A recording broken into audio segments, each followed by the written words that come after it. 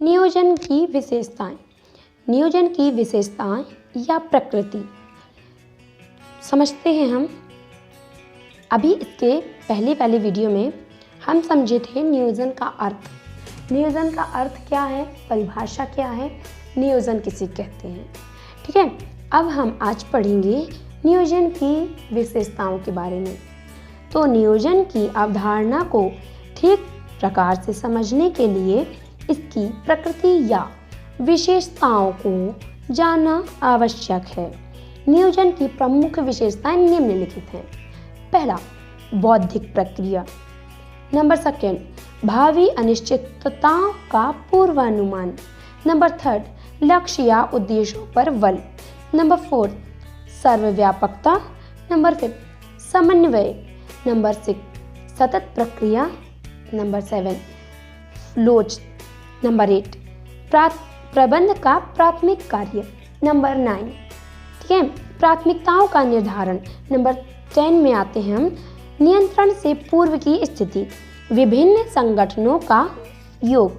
ठीक है, तो हम पहले हमें 11 पॉइंट्स दिए हैं, जिनमें से हमें केवल 6-7 पॉइंट्स ही पढ़ने हैं।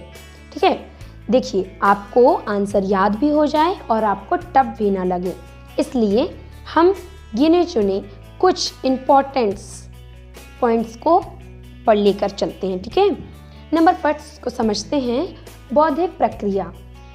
नियोजन एक बौद्धिक प्रक्रिया है क्योंकि इसमें योजना बनाने वालों को संभावित तरीकों तथा विकल्पों में से सर्वोच्चतम के विकल्प का चुनाव करना पड़ता है। इसलिए सभी विकल्पों का विश्लेषण करना आवश्यक है और यह दूरदर्शिता, विवेक और अनुभवों के आधार पर ही करना संभव होता है।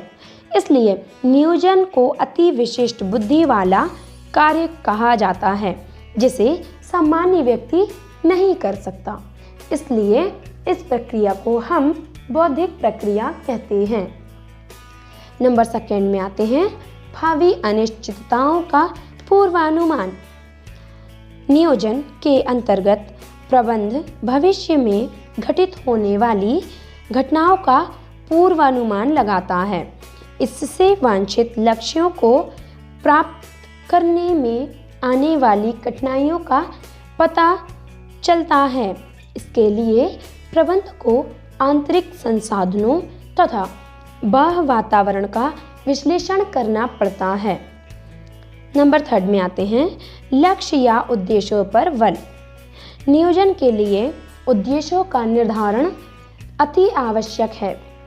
नियोजन उद्देश्यों की स्थापना ही नहीं करता वरन उसकी प्राप्ति तथा क्रियान्वित का मार्गदर्शन भी करता है।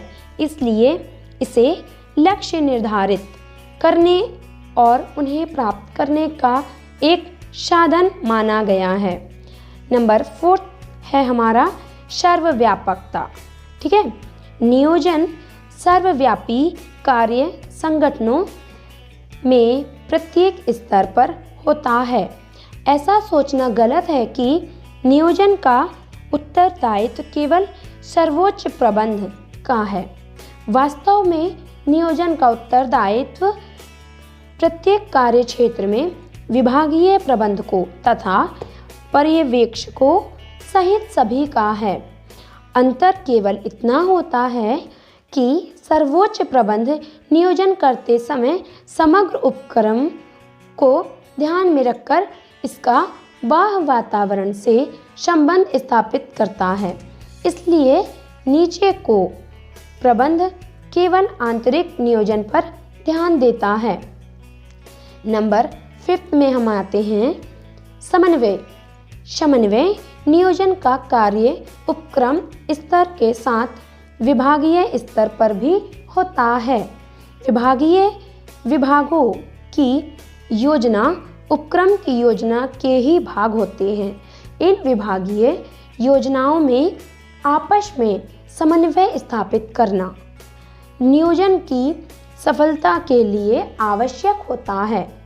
नंबर 6 है हमारा सतत प्रक्रिया। नियोजन की प्रक्रिया निरंतर चलती रहती है।